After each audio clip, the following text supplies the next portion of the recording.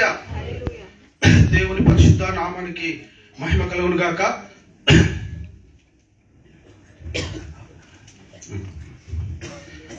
దేవునికి స్తోత్రములు. సర్వోన్నతమైన స్థలములలో ఆయనకు ఇష్టమును, ఆయనకు ఇష్టలైన వారికి భూమి మీద సమాధానము కలుగును గాక. ఆమేన్. హల్లెలూయా. దేవుని మహాశక్తిని బట్టి మళ్ళొకసారి మనం ఈ రీతిగా కలుసుకోవడానికి దేవుడు మన కృప చూపించాడు. అందుని బట్టి స్తోత్రాలు చెల్లిస్తున్నాం. గడిచిన మాసం నుంచి ఈ మాసం వరకు దేవుడు మనందరినీ సజీవ లెక్కలో ఉంచి మళ్ళొకసారి తన పరిశుద్ధ నామాన్ని మహిమపరచుటకు గణపరచుటకు ఇచ్చినటువంటి ఈ సమయాన్ని బట్టి దేవునికి కృతజ్ఞతాస్తుతులు స్తోత్రాలు చెల్లిస్తున్నాం. ముఖ్యంగా కూడి వచ్చినటువంటి నా ఆత్మీయ సహోదరులందరికీ, అదేవిధంగా సహోదరులందరికీ మన ప్రభును రక్షకుడైన యేసుక్రీస్తు వారి పరిశుద్ధమైన నామంలో ప్రార్థన అడిగి వేడుకుంటున్నాను. పరలోకమందున మా కన్న తండ్రి, మొదట నేను ఈరోజు దేవుని వాక్యం మీతో పంచుకుంటానని కూడా అనుకోలేదు.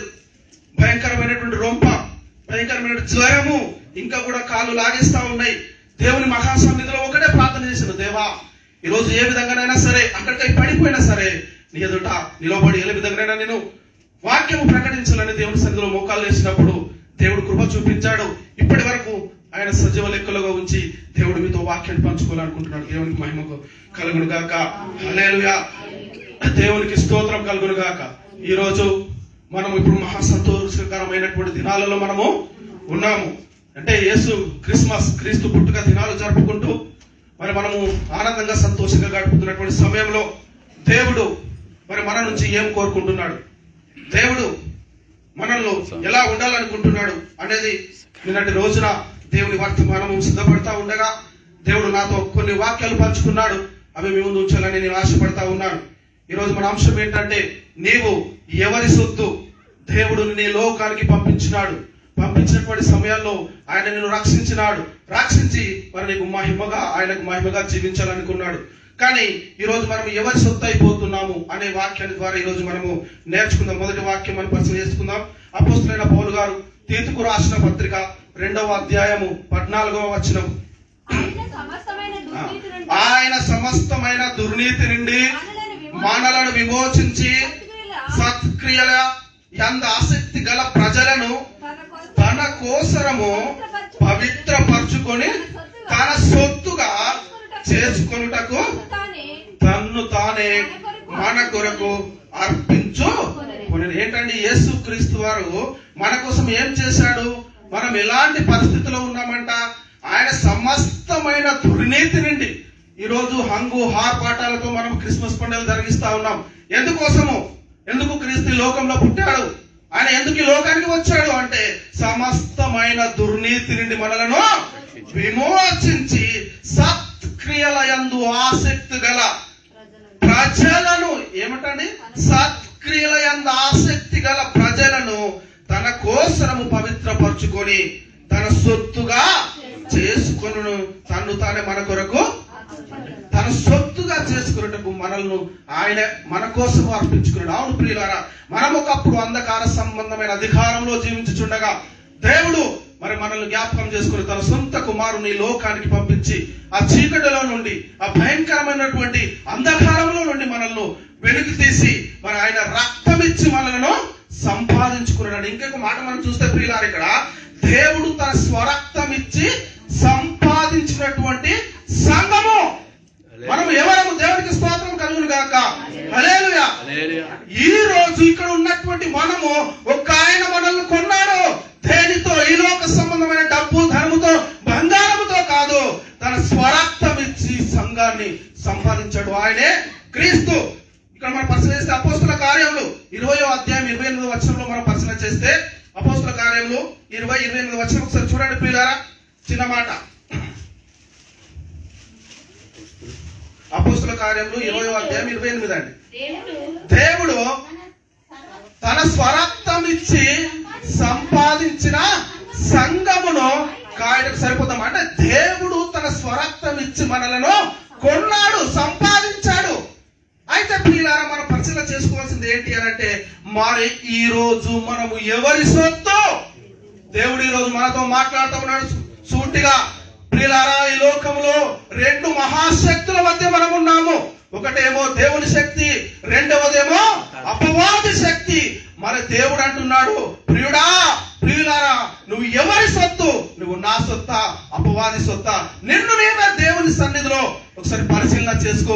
దేవుడు స్వరక్తం ఇచ్చి ఆయన సంఘాన్ని సంపాదించాడు కానీ ఏ డబ్బో, ధనమో, బంగారమో, వెండో ఇచ్చి కాదు అని పరిశుద్ధ లేఖనాలు మనకి ఈ రోజు తెలియజేస్తున్నాయి. కాబట్టి ప్రియులారా, దేవుడు మనల్ని ఎంతగా ప్రేమించాడో ఒకసారి ఆలోచన చేయండి.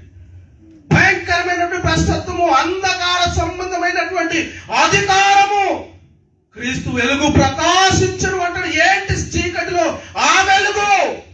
నిత్య వెలుగు. ఏంటి అంటే పరిశుద్ధుడు. ఆయనను పరిశుద్ధులుగా మనల్ని చేసుకోవాలని పరిశుద్ధుడైన క్రీస్తు మన కోసము దాసుని స్వరూపం ధరించి తన్ను తాను రిక్తునిగా చేసుకుని లోకానికి రావడం జరిగిందని మనం మొట్టమొదట గుర్తించుకొని, ప్రియ సహోదరి, ప్రియ సహోదరుడా, మనల్ని దుర్నీతి నుండి విమోచించి మనల్ని సత్క్రియలందు ఆసక్తి గల తన ప్రజలను మరి ఏం చేసుకున్నాడండి? పవిత్రపరచుకొని తన సొత్తుగా చేసుకుంటాడు. ఈ రోజు మనం పరిశీలన చేస్తే ఈ ఒక వస్తువు, ఈ ఫోన్ మనది అంటే మనం కొనక ముందు ఎవరిదండి? షాప్ లో ఉండే, అంతేనా? మనం ఒక వస్తువు కొనక ముందు అది ఎక్కడ ఉంటది అంటే ఆ దుకాణదారు దగ్గర ఉంటది. ఒకవేళ దాన్ని మనము పోయి తీసుకున్నా మనం ఊకుంటాడా? ఎందుకు అంటే దానికి క్రయధనం చెల్లించాలి, దానికి వెల ఇవ్వాలి. వెల ఇచ్చిన తర్వాతే తప్ప నువ్వు దాన్ని కొనేటటువంటి పరిస్థితి లేదు. అదే విధంగా ఈ రోజు మన పాప ద్రోత జీవితాలను ఆయన పరిశుద్ధపరచడానికి తన స్వరక్తం ఇచ్చి సంపాదించినటువంటి సంఘాన్ని ఈ రోజు మన ఎదుట నిలబెట్టండి. ప్రియుల ఆలోచన చేయండి. స్తోత్రం కలుగును గాక. ఎంత మహిమకు మనల్ని వారసులుగా ఎన్నుకున్నాడు. ఈ రోజు చాలా ఆర్భాటము. ఏంటి? మన హృదయములో క్రీస్తు జన్మించాలి, పశువుల పాకలో కాదు. పశువుల పాకలో కాదు. ఒకప్పుడు ఆయన జన్మించాడు అక్కడ. ఇప్పుడు నీవు ఎక్కడ జన్మించాలి?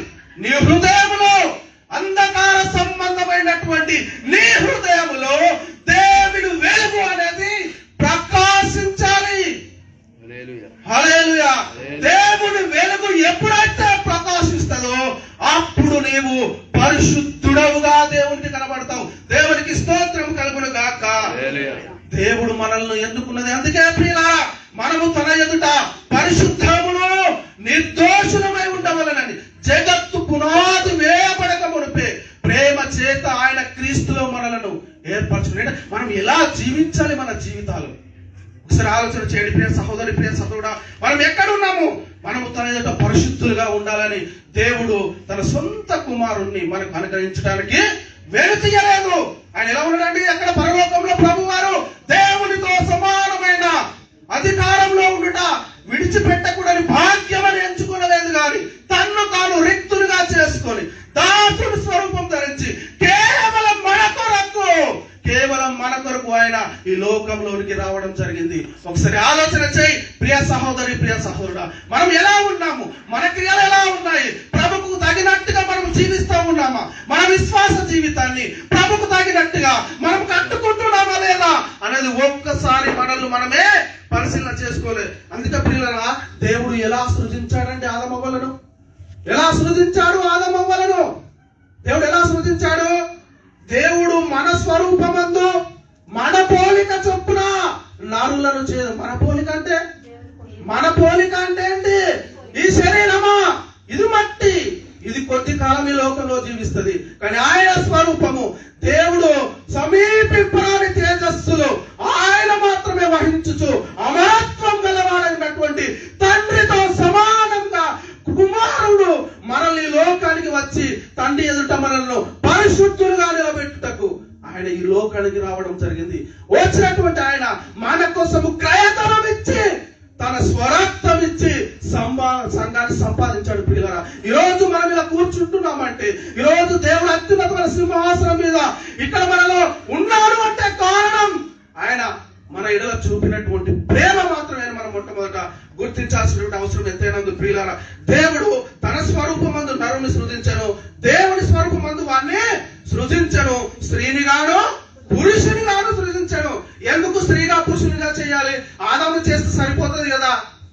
ఎందుకు దేవుడు మళ్ళీ స్త్రీని సృజించాల్సినటువంటి అవసరం ఏముంది? ఒకసారి ఆలోచన చేయండి ప్రియ సంగమా, ఒకసారి ఆలోచన చేయండి. దేవుడి యొక్క సంకల్పం ఏంటంటే, దేవుడు ఏం చేశాడంటే నేల మట్టితో నరుణ్ణి నిర్మించి వారి నాసికారంధ్రంలో జీవవాయువుగా నరుడు జీవాత్మాయుడు. ఎక్కడి నుంచి వచ్చింది ఆ జీవము? ఎక్కడి నుంచి వచ్చింది ఆ వెలుగు? తండ్రిలో ఉన్నటువంటి మహిమ కొద్దిగా ఎక్కడికి పంపించాడండి? ఈ మట్టిలోనికి పంపించినట్టు మనం చూస్తూ ఉన్నాం. ఆ నాసిక రంధ్రంలో జీవవాయువుగా ఏమైండు? నరుడు జీవాత్మను నడిచాడు. మనం పరిశీలన చేస్తే ఒక బ్యాటరీ ఉందనుకోండి, ఒక ఏదైనా సెల్లుతో నడిచేది ఏదైనా వస్తువు ఉందనుకోండి, అందులో నుంచి సెల్ తీసేస్తే అది నిష్ప్రయోజనము. నడుస్తుందా? ప్రయోజనం ఉంటుందా? ఏమి కూడా లేదు. అందులోనే ఆ బ్యాటరీ వేసినప్పుడు దానికి జీవం వస్తుంది. అదే విధంగా ప్రియులారా, మనలో కూడా జీవము ఆయన పెట్టినటువంటి భిక్ష. ఒకసారి ఆలోచన చేయండి ప్రియ సహోదరి, ప్రియ సహోదరుడా. దేవుడు మనల్ని ఎంతగా ప్రేమించాడు, ఎంతగా ప్రేమించి తన సొత్తుగా చేసుకుంటే మనం ఎలాంటి పరిస్థితుల్లో ఉన్నామండి ఈరోజు? కొందరు మరి ప్రియుల అమాయకులు చెప్తున్నటువంటి మాట ఏంటంటే, దేవుడు మనకు ఏమీ కాదంట. ఏం కాదంట? దేవుడు మనకి ఏమీ కాదంట. దేవుడిని మనం ఓన్లీ కొలిచేవారము, తలిచేవారము. ఓరి అమాయకులారా, ఒకసారి బైబిల్ పరిశీలన చేయండి. దేవుడు తన ఎదుట పరిశుద్ధులుగాను నిర్దోషులుగాను నిలవబెట్టుకొనవలెనని జగత్తు పునాది వేయబడక మునిపే ఆయన యొక్క సంకల్పంలో మనం ఉన్నాము. అదే ఆత్మ ద్వారా ఆ ఒకటి నుండే ప్రతి జాతి మనుషుడు ఈ లోకంలో వస్తున్నటువంటి పరిస్థితిని మనం చూస్తూ ఉన్నాము. ఆదామును కన్నాడు, మన దేవుడి యొక్క సంకల్పము నెరవేరలేదు. ఎందుకు అనంటే, ప్రతిసారి మట్టి బొమ్మను చేసి మళ్ళీ అందులో జీవవాయువుది నరులను చేయాలి అని అనుకోలేదు దేవుడు. ఎందుకు అనంటే, అందులో ఏం చేశాడు? ఈ శరీరం నుంచే, ఆదాము అనే శరీరం నుంచే ప్రక్కటెముకను తీసి ఏం చేశాడు? దానికి మాంసముతో స్త్రీనిగా చేశాడు. అందుకే నా ఎముకలో ఎముక, నా మాంసములో మాంసము, ఇది నరుని నుండి తీయబడినది కనుక నారే అనబడు. అంటే ఒకసారి ఆలోచన చేయండి ప్రియ సహోదరి, ప్రియ సహోదరుడా. దేవుడి యొక్క సంకల్పము, దేవుడు మనల్ని ఎలా కన్నాడు, ఎలా మనం ఉన్నాము, మరి ఆయన ఇంతగా మనల్ని ప్రేమిస్తే ఈ రోజు మన హృదయాలు ఎలా ఉన్నాయి? కొందరు ఇక్కడ మనం పరిశీలిస్తే యేసుక్రీస్తు వారు ఈ లోకంలో పరిచయం చేస్తున్నప్పుడు ఆయన ఎవరు మనం చెప్పాడండి? మనము చెప్పాడేమన్నా యేసుక్రీస్తు మన గురించి? ఆలోచన చేయండి. యేసుక్రీస్తు వారు మన గురించి చెప్పాడా? మనం ఎవరమన్నా మట్టి వారమా, ఏమీ కామా, ఆయన కొలిచేవారమా, తలిచేవారమేనా? ఏమని చెప్పండి యేసుక్రీస్తు? ఒకసారి యోహాను సువార్త 10వ అధ్యాయం 34 నుంచి 36 వచనాలు మనం చూస్తే ఒకసారి ఆలోచన చేయండి. యోహాను సువార్త 10వ అధ్యాయం 34-36.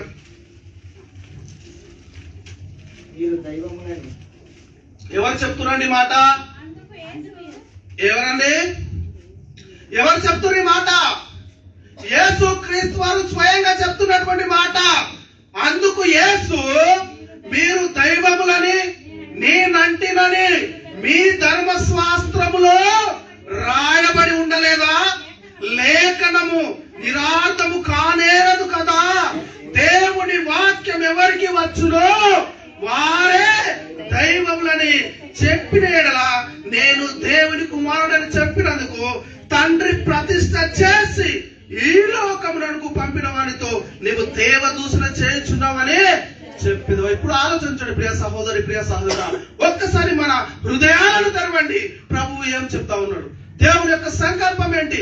దేవుడు నిన్ను ఎలా కన్నాడు, ఎలా తన సొత్తుగా కావాలనుకున్నాడు. మరి ఈ రోజు భయంకరమైనటువంటి పరిస్థితుల్లో మనం ఉన్నాము.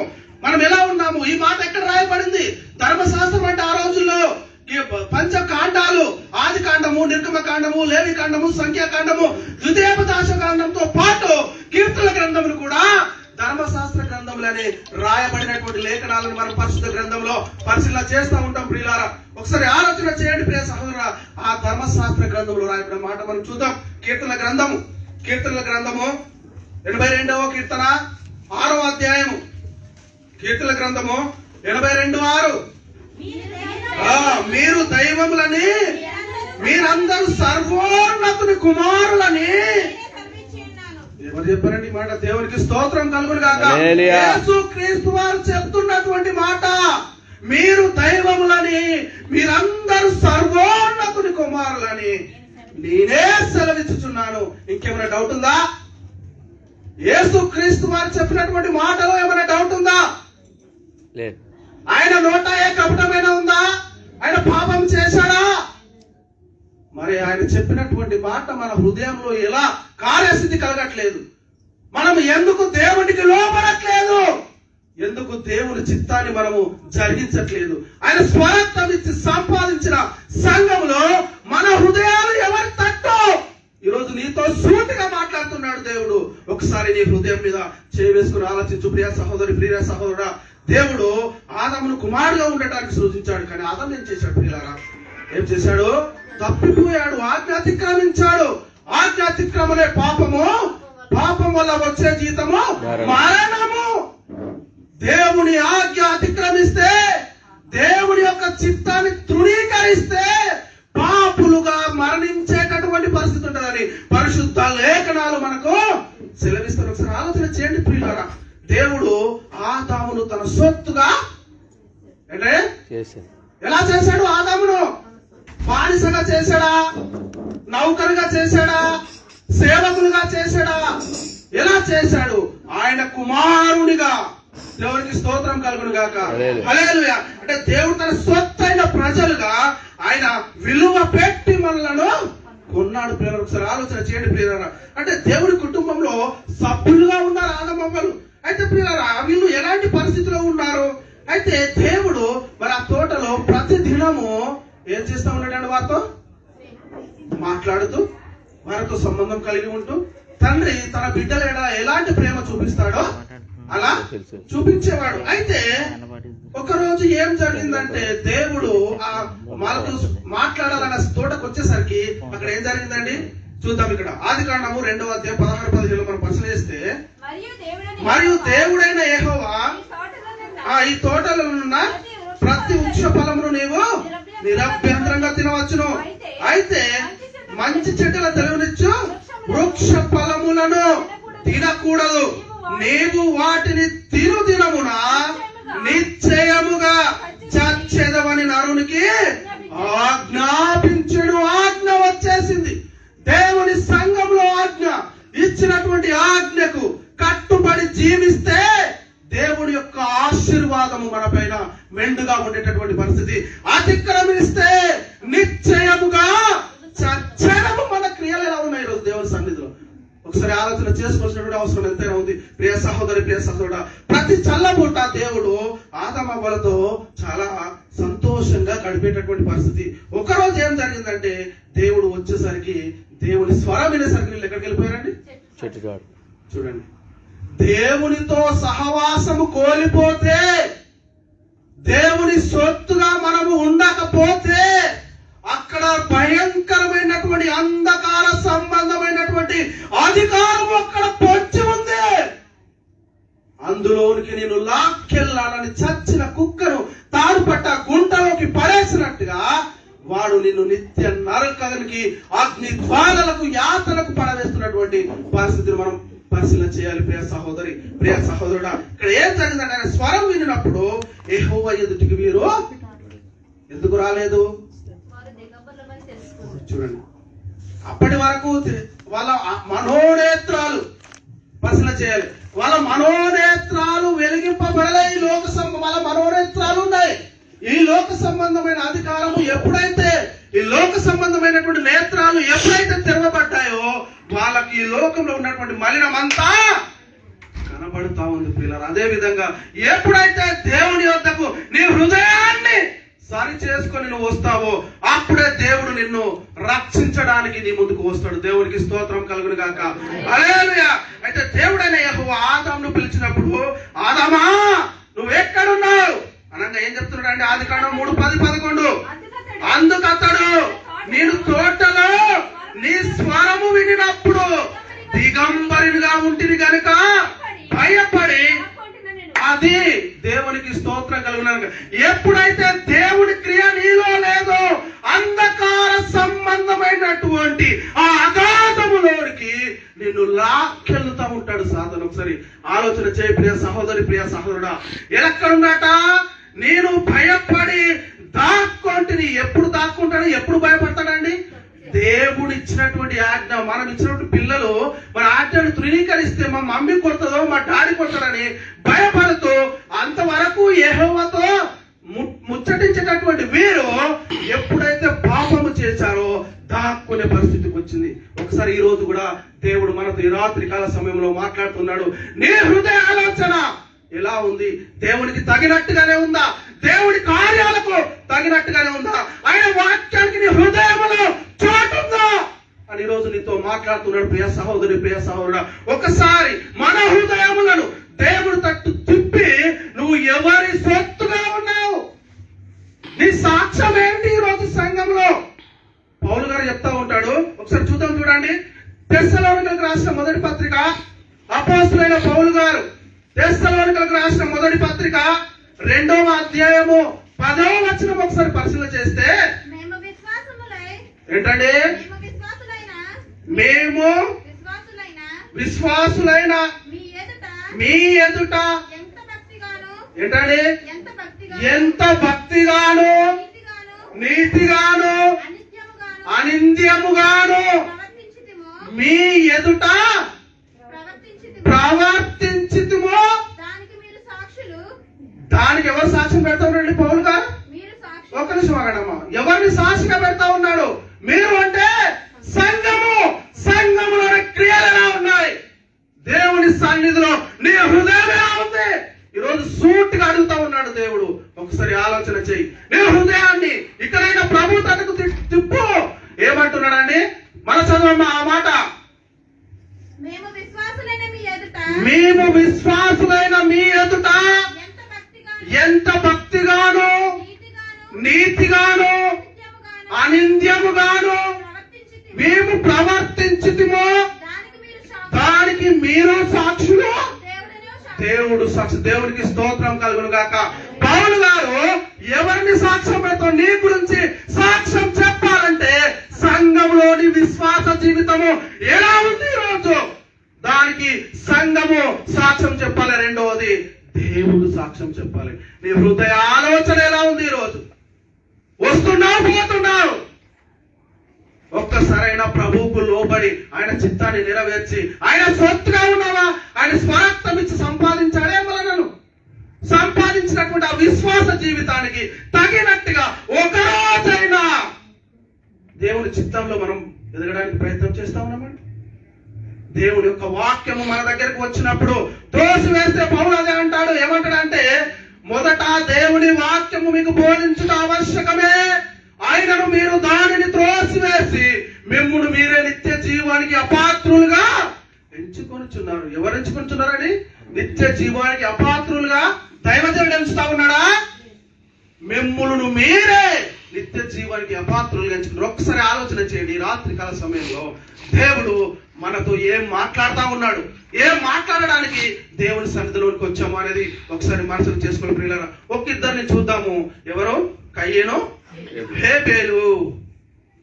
హేబేలు కయ్యేను గురించి మనం పరిశీలిస్తే ఆదాముకు పుట్టినటువంటి ఇద్దరు కుమారులు. మొదటి కుమారుడు ఎవరండి? కయ్యేను. రెండవడు హేబేలు. అయితే మనం పరిశీలన చేస్తే హేబేలేమో ఏం చేస్తా ఉన్నాడు అంటే గొర్రెల కాపరి, కయ్యేనేమో పంట సిద్ధపరచుడు అంటే వ్యవసాయకుడు. అయితే వీళ్ళు అర్పణ విషయంకి వచ్చేసరికి దేవునికి కొన్ని అర్పణగా తెచ్చారండి. ఎవరు తెచ్చారు? హేబేలు, కయ్యేను. అయితే ఆ అర్పణ తెచ్చినప్పుడు కొంత అక్కడ రాయబడి ఉంది. ఏంటి అని అంటే చూద్దామా? ఆదికాండం 4 నుంచి 1వ అధ్యాయం నుంచి 4:1 నుంచి వచ్చిన ఆదాము తన భార్య అయిన అవ్వను కూడినప్పుడు ఆమె గర్భవతి అయి కయ్యూనుడు కని, యెహోవా దయ వలన నేనొక మనిషిని సంపాదించుకొంటిని. తర్వాత ఆమె తన తమ్ముడైన హేబేలును కన్నదండి. హేబేలు గొర్రెల కాపరి, కయ్యను భూమి సేద్యపరచువాడు. కొంతకాలమైన తర్వాత కయ్యను అక్కడ ఏం రాయబడ్డదో ఒకసారి మంచిగా అమ్మా. పొలము పంటలో కొంత, ఒక నిమిషం, కొంత అక్కడ రాయబడి ఉంది. ఏంటంటే కొంత అంటే ఆ హృదయంలో ఏమి ఆలోచించుకొని తెచ్చాడు ఒకసారి చూడండి. కొంత దేవునికి యెహోవాకు అర్పణగా తెచ్చాను. హేబేలు కూడా ఏంటంటే తన మందలో తొలుచూలున పుట్టిన వాటిలో క్రొవ్విన వాటిని, హృదయ ఆలోచన బయలుపరుతా ఉన్నది అక్కడ. దేవునికి స్తోత్రం కలుగును గాక. దేవుడు ఇచ్చినటువంటి 2 సంతానము, 2 కుమారులలో ఒక్కడేమో ఎలాంటి జీవితంలో ఉన్నాడు, ఒకరేమో దేవుణ్ణి ఎలా మరి అర్పణను అర్పిస్తా ఉన్నాడు. కిందకి చూస్తే ఏంటండి, యెహోవా హేబేలును అతని అర్పణను లక్ష్య పెట్టాడు, కయ్యేనును అతని అర్పణను ఆయన లక్ష్య పెట్టలేదు. ఇక్కడ చూద్దామండి, ఇక్కడ చాలా అద్భుతమైనటువంటి మాటలు రాస్తున్నాడు. కాబట్టి కయ్యేను మిక్కిలి కోపము వచ్చి అతడు తన ముఖము ఏంటంటే చిన్న పుచ్చుకున్నాడు. యెహోవా కయ్యేనుతో నీకు కోపమేలా, ముఖము చిన్న పుచ్చుకున్నావేమి, నీవు సత్క్రియ చేసిన ఎడల తల ఎత్తుకొనవా. ఏంటంటే సత్క్రియ చేయని ఎడల వాకిట పాపము పొంచి ఉండును, మీ ఎడల దానికి వాంఛ కలుగును, దానిని ఏలుదు అని చెప్పినటువంటి పరిస్థితి మనం చూస్తాం. ఎప్పుడైతే దేవుడు అర్పణ విషయంలో చూశాడో, కయ్యను ఏం చేశాడంటే సత్క్రియ చేశాడా? సత్క్రియ చేయకపోతే తల ఎత్తుకునే పరిస్థితి లేదు దేవుని సన్నిధిలో. ఈ రోజు దేవునికి స్తోత్రం కలుగును గాక. హల్లెలూయా. దేవుని యొక్క సన్నిధానానికి వచ్చినటువంటి మనము దేవుని యొక్క చిత్తానికి లోపడకుండా, ఆయన యొక్క సత్క్రియలు చేయకుండా ఆయన ఎదుటికి వచ్చి నేనేదో నీతిమంతుడు అనుకుంటే ఆయన సమస్తము చూస్తున్నాడు. దేవుడు ఒక్కరోజు నిన్ను ఎలాంటి తీర్పు అడుగుతాడో ఒకసారి ఆలోచన చేయి ప్రియ సహోదరి, ప్రియ సహోదరుడా. దేవుని మాటకు, దేవుని యొక్క వాక్యానికి లోపడతా ఉన్నావా? ఈ లోకంలో సత్క్రియ చేస్తా ఉన్నావా? దేవుడు అడుగుతా ఉన్నాడు, కయ్యడా నువ్వు ఎందుకు తల ముఖం చిన్నపుచ్చుకున్నావు? నువ్వు ఒకవేళ సత్క్రియ చేస్తే నీ తల పైకెత్తుకుంటా. అవునండి, నేను నీతిగా ఉన్నానని దేవుని సన్నిధిలో మనం తల ఎత్తుకుంటాం. వస్తున్నారైనా మన ముందుకు మన విశ్వాస జీవితము నిజాయితీగా దేవునికి ఇష్టంగా ఉంటే మన ముందు ఎవరు కూడా నిలబడరు. దేవుని సన్నిధిలో ఎవరు కూడా మరేం నిలబడలేకపోతారు. ఎందుకంటే ఆయన క్రియలు వెలుగు సంబంధమైనవి, ఆయన క్రియలు సమీపింపరాని తేజస్సు, అమరత్వం గలవాడై ఉండు సమీపింపరాని తేజస్సులో. మోషే అడిగాడు, ప్రభువా ఒక్కసారి నీ ముఖ దర్శనం చూపించయ్యా అంటే ఏమంటాడు? మోషే నా ముఖాన్ని చూసి నువ్వు బ్రతకగలవా? నా వెలుగును చూసి నువ్వు బ్రతకగలవా? పొదలో మండుతున్నట్టు దగ్గరికే నువ్వు వెళ్ళలేకపోతే సమీపింపరాని తేజస్సులో ఈ బ్రహ్మాండంలో ఉన్నటువంటి సూర్య నక్షత్రాల అంతకంటే వెలుగు ప్రకాశించేటటువంటి ఆ తండ్రిని చూసే నేత్రాలు నీకున్నాయా అని దేవుడు అడుగుతా ఉన్నాడు. మోషే అంటున్నాడు, అప్పుడు దేవుడు అన్నాడు, ఓకే నువ్వు అంతలా అడుగుతున్నావు కాబట్టి నా చేయి నీ పైన వేసి నేను ముందుకు వెళితే నా ఎడక పార్శ్వం, నా ఎడక సైడ్ మాత్రమే నువ్వు చూడగలుగుతావు. చూడండి, దేవుడు అంతటి మహిమలో, అంతటి నీతిలో, అంతటి యథార్థతలో ఉన్నటువంటి ఆయన క్రియలు మన హృదయంలో ఎలా ఉన్నాయి? మనం ఎవరి సొత్తుగా ఉన్నాం? ఈరోజు కయ్యను ఏమైపోయాడు? అపవాది సొత్తు అయిపోయాడు. వాకిట పాపం పొంచి ఉంది, మింగేసింది, నిత్య నరకానికి తీసుకెళ్ళింది. సరే ఆలోచన చేయి ప్రియ సహోదరి, ప్రియ సహోదరుడా. నువ్వు సత్క్రియ చేసిన ఎడల నీవేం చేస్తావు? తల ఎత్తుకొనవా అంటున్నాడు. తల ఎత్తుకొనవా? నీ ఉందానే సాక్ష్యము పౌలు చెప్తా ఉన్నాడు. మీ ఎదుట ఎంత అనిందంగాను, ఎంత భక్తిగాను, ఎంత నీతిగాను మీ ఎడల మేము నడుచుకుంటామో దానికి మీరు సాక్షి, దేవుడు కూడా సాక్షి. దేవుణ్ణి సాక్షిగా పెట్టే విశ్వాస జీవితాలు ఈరోజు మనలో ఉన్నాయా? ఒకసారి ఆలోచన చేయి ప్రియ సహోదరి, ప్రియ సహోదరుడా. ఈ రాత్రికాల సమయంలో ఆయన రక్తంలో పాలు పంపులు పొందుకునేటటువంటి మనము, ఆయన శరీరంలో పాలు పంపులు పొందుకునేటటువంటి మనము ఒక్కసారి మనల్ని మనమే పరిశీలన చేసుకొని నాలో ఆ సత్క్రియ ఉందా అనేది ఒక్కసారి మన హృదయాలను ప్రభు తట్టికి తిప్పాలి. లేకపోతే ఈ క్షణమే దేవుని సన్నిధిలో మోకాలే ప్రార్థించు, ఆయనకు ఇష్టమైనటువంటి జీవితాన్ని ఆయనకు అప్పగించుకోవాలి. దేవుడు చూస్తా ఉన్నాడు. గోధుమలను గురుగులను పెరగనివ్వండి. మీరు ఒక్కవేళ గురుగులను పెళ్ళగిస్తే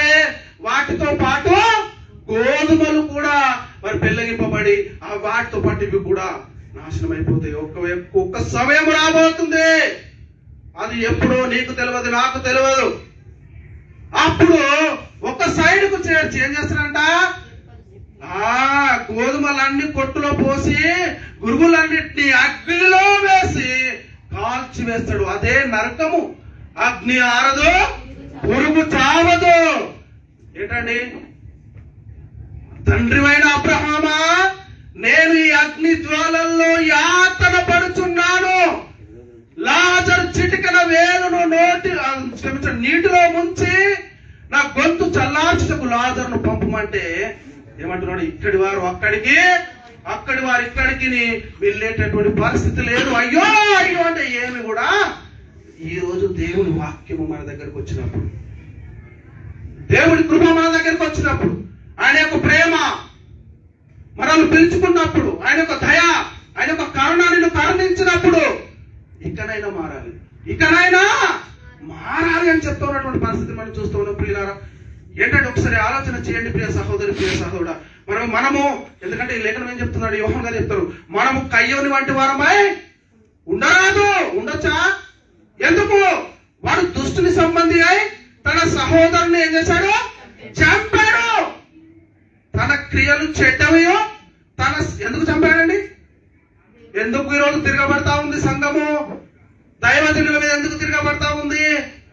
ఎందుకు? మనలో నీతి లేదు. ఫస్ట్ ఇక్కడ ఏం కనబడతా ఉంది, కయ్యోను వంటి వారమై ఉండరాదు. వాడు దుష్టుని సంబంధి తన సహోదరుని చంపెను. వాడు అతన్ని ఎందుకు చంపెను? తన క్రియలు చెడ్డవయో తన సహోదరుని క్రియలు నీతి గలవై ఉండుటను బట్టియే కదా అంటాడు. ఈరోజు నీ నీతి నా నీతి ఎలా ఉంది? ఒకసారి ఆలోచన చేయి. ఈ మాటలు యోహాను గారు రాసిన మొదటి పత్రిక 3వ అధ్యాయము 12వ వచనంలో కనబడతా ఉంటాయి. ప్రియ సహోదరి, ప్రియ సహోదరుడా.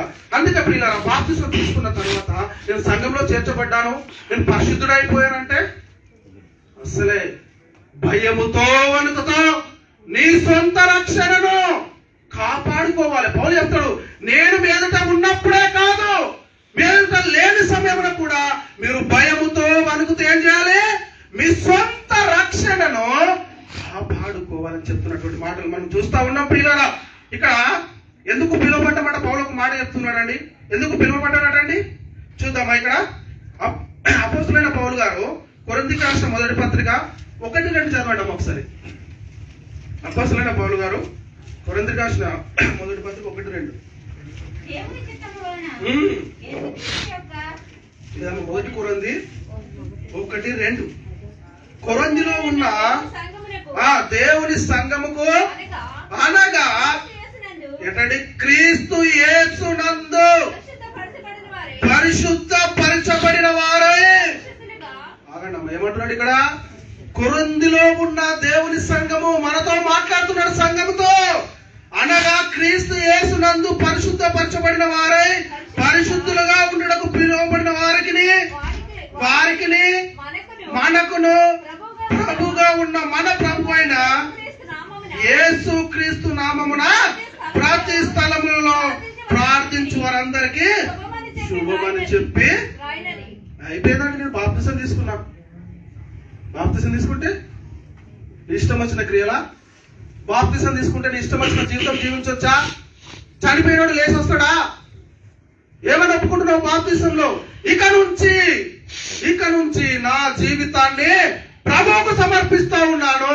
ఈ లోక సంబంధంగా ఒకవేళ నేను జీవించానేమో, ఇంతకు ముందు ఈ లోక ఆశలో నేను పడిపోయానేమో, భయంకరమైనటువంటి భ్రష్టత్వంలో ఉన్నానేమో, ఇక నుంచి నేను ప్రభువును తెలుసుకున్నాను. నాకంటే ఒక నీతిమంతుడు ఉన్నాడు, ఆయన దేవుని రాజ్యానికి నన్ను తీసుకెళ్తాడని నీ హృదయములో నువ్వు అనుకొని, నువ్వు పశ్చాత్తాపడి మారు మనసు పొంది యేసుక్రీస్తు నామములో బాప్తిస్మం తీసుకుని సంఘములో చేర్చబడిన తర్వాత మళ్ళీ ఎటో కడగబడిన పంది బురదలో దొరికినట్టు, కుక్క తన వాటికి తిరిగినట్టు మళ్ళీ మన జీవితాలు ఈరోజు దేవుని సన్నిధిలో కనబడతా ఉన్నాయి. ఎందుకు అలాంటి జీవితాలు మనలో కనబడతా ఉన్నాయి? దేవుడు అడగడా? జీవము గల దేవుని సన్నిధిలో జనులు ఎలాగూ ప్రవర్తించవలెనో అంటాడు. జీవం గల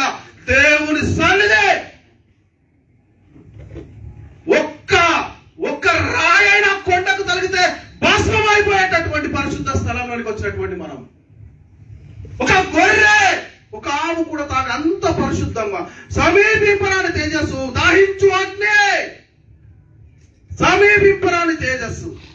ఆలోచన చేయి, నిలువగలుగుతా ఉన్నావా ఆయన ఎదుట?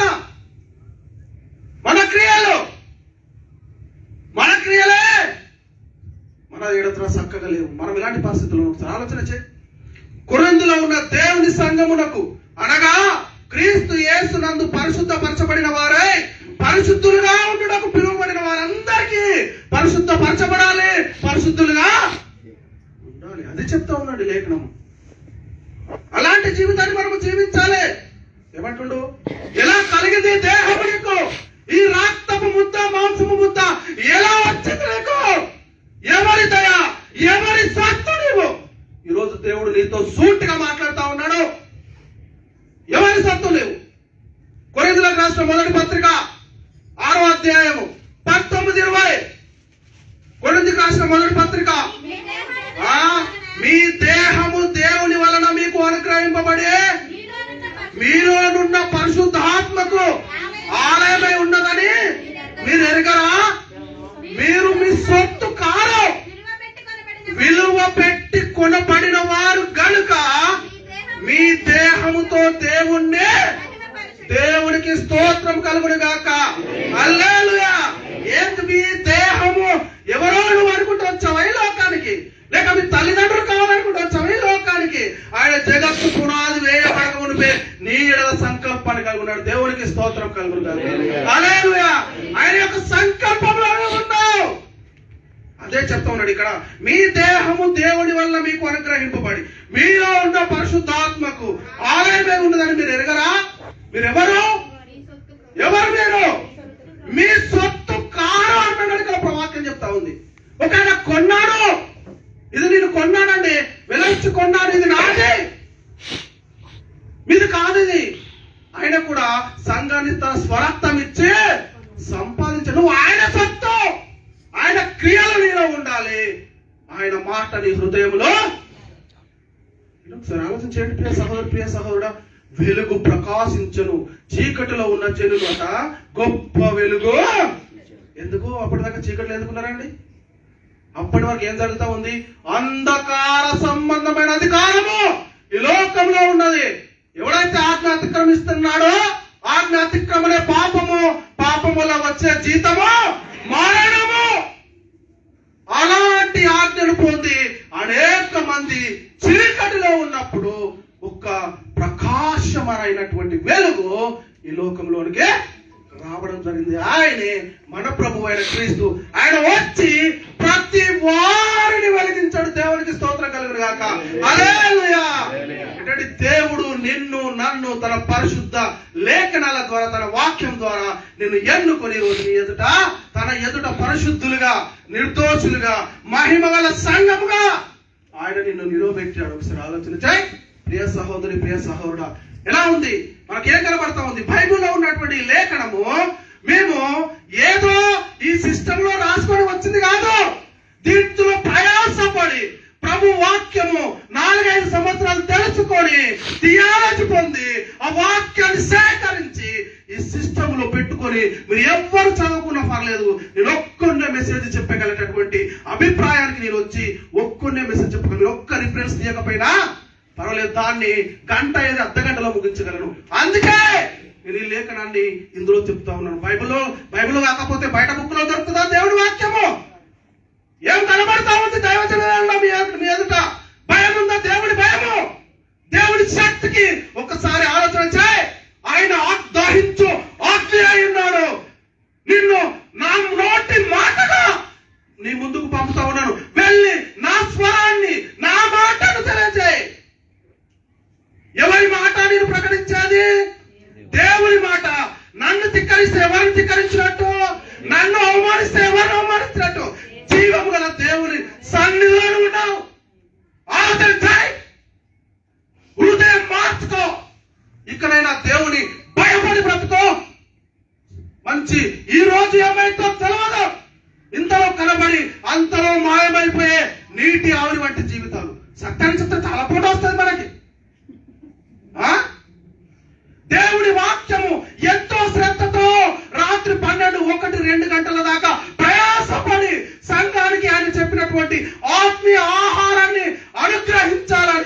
చెప్పాలని ప్రయాసపడి రాసుకొని వస్తే దైవజనులు అంటే మీకు ఏం కనబడతా ఉన్నారు? ఉందా విలువ భయము? దైవజనులు లేదట. అడుగుతా ఉన్నాడు. ప్రతి హృదయము ఆయనకి రాత్రి కాలం తేటపరచబడబోతా ఉంది. ప్రతి ఆలోచనకు ఆయన ఉత్తరం ఇవ్వబోతా ఉన్నాడు. దేవునికి స్తోత్రం కలుగును గాక. చూస్తా ఉంటాడు ఆయన. ఎప్పుడో ఒకసారి మొట్టాడా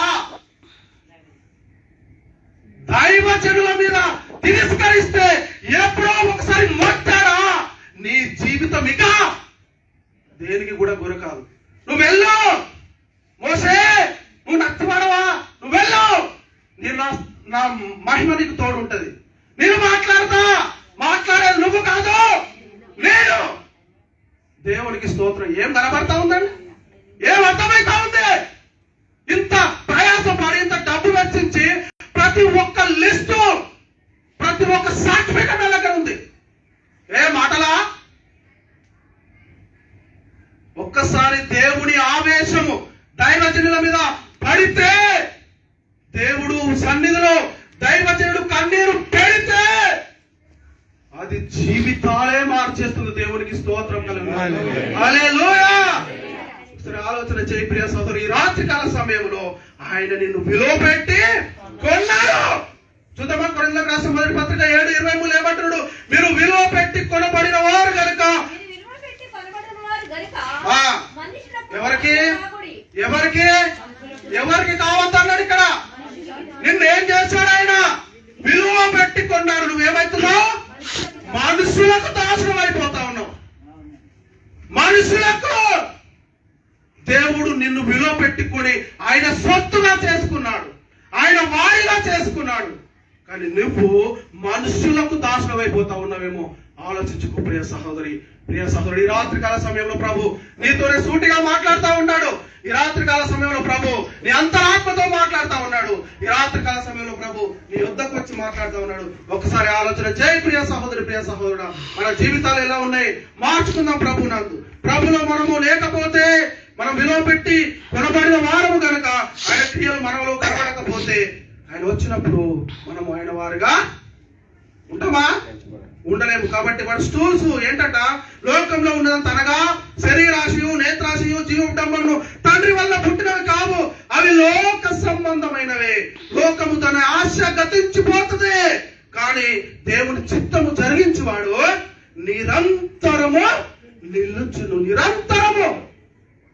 లోకము పంచభూతములు మిట్టమైన వేంద్రముతో లయమైపోతాయి.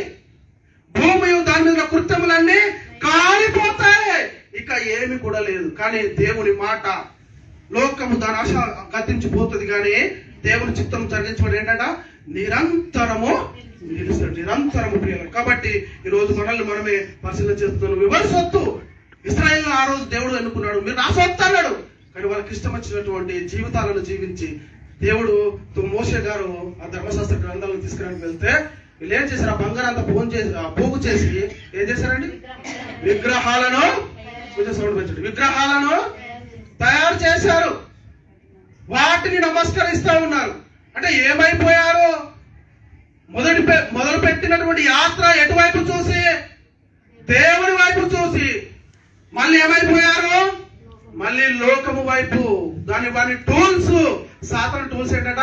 శరీరాశయు, నేత్రాశయు, జీవపుటంబము ఇవి తండ్రి వల్ల పుట్టినవి కావు అంటాడు. కాబట్టి ప్రియులారా, యాకోబు నిన్ను సృజించిన వాడు నిన్నే, నువ్వే నా సొత్తు, నేను పేరు పెట్టి పిలుచుకున్నానని దేవుడు చెప్పాడు. ప్రియులారా, ఒకసారి ఆలోచన చేయండి. నువ్వు నా సొత్తు, నేను పిలిచాను, నువ్వు నా కుమారుడు, నాతో పరిశుద్ధంగా ఉండడానికి నీవు జీవించు, నాతో సహవాసము కలుగు. ఆదామా నువ్వెక్కడున్నావు? ప్రభువా నీ స్వరం విన్నప్పుడు నేను దిగంబరినని తెలుసుకొని ఆ చెట్టు చాటున పోయి దాక్కున్నాడని. దేవుడి ఆత్మలో నుంచి విడిపోయినటువంటి ఆదాము, దేవుడి పరిశుద్ధతలో నుండి విడిపోయినటువంటి ఆదాము, దేవుడి మహిమలో నుండి విడిపోయినటువంటి ఆదాము ఎక్కడ పోయి దాక్కున్నాడండి? చెట్టు చాటున దాక్కున్నాడండి. చెట్టు చాటున దాక్కొని నీ స్వరం విన్నప్పుడు ఏమంటున్నాడండి? నేను భయము కలిగి దాక్కుండిని. ఎందుకంటే అందుకు ఆయన నీవు దిగంబరివని నీకు తెలిపిన వాడు ఎవడు? నీవు తినకూడదని నీకు నేను ఆజ్ఞాపించిన వృక్ష ఫలములను తింటివా అని ఏంటండి? ఆజ్ఞ ఇచ్చాడు, ఆజ్ఞలో ఉండమన్నాడు. ఆజ్ఞ అతిక్రమించేసరికి ఏమైపోయింది?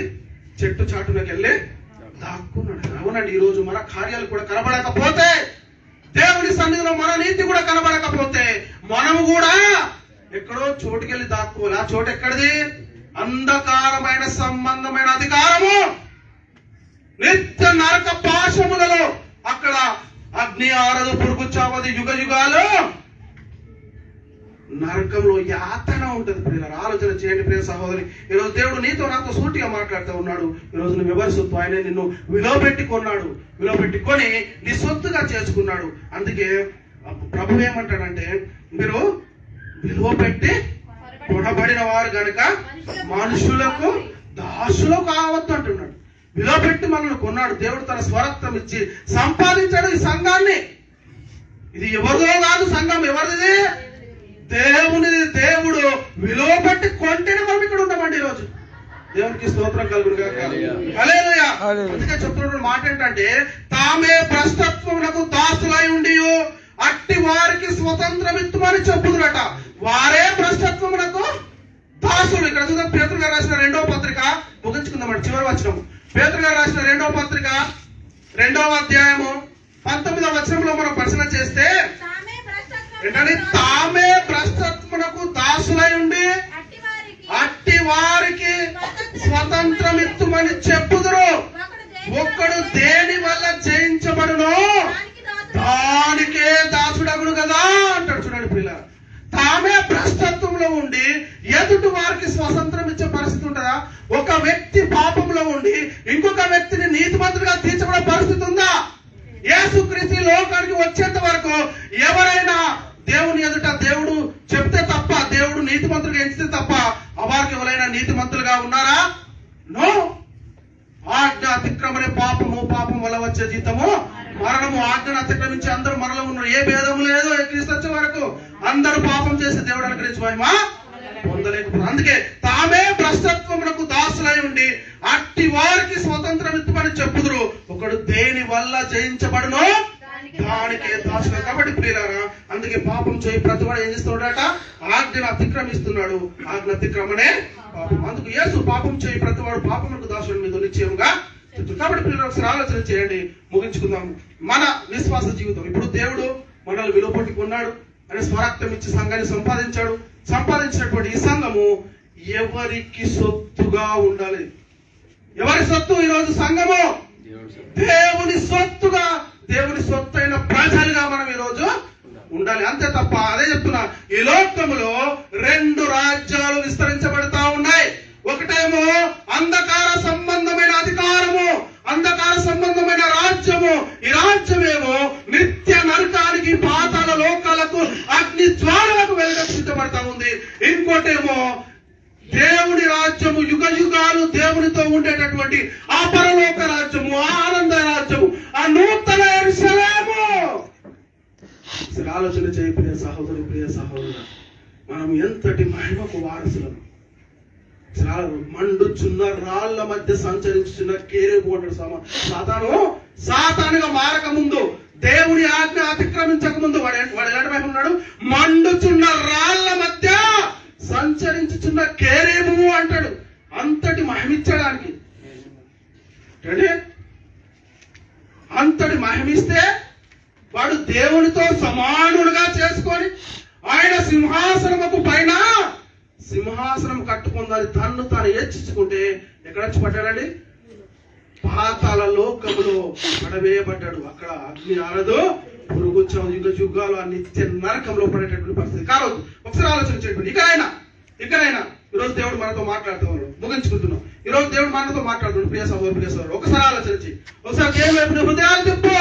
దేవునితో ఒకసారి నిన్ను మమేకమై, తండ్రి నేను ఇక ముందు ఎన్నో మరి దురాచరణలు నాలో కలిగి ఉన్నాయేమో, ఇకనైనా నీ కుమారునిగా, నీ సొత్తుగా, నువ్వు స్వరక్తం ఇచ్చి సంపాదించిన సంఘముగా ఉండుట కొరకు దేవా నేను ఇష్టపడతా ఉన్నాను. ఈ రాత్రికాల సమయం నుంచే దేవా నా హృదయాలను మార్చు, నా హృదయంలో కార్యసిద్ధి చేయి అని అందరూ ఆలోచన చేయండి. ప్రార్థించుకుందాం. మన చిన్న ప్రార్థన స్తుతులకు పాత్రుడా, అత్యున్నత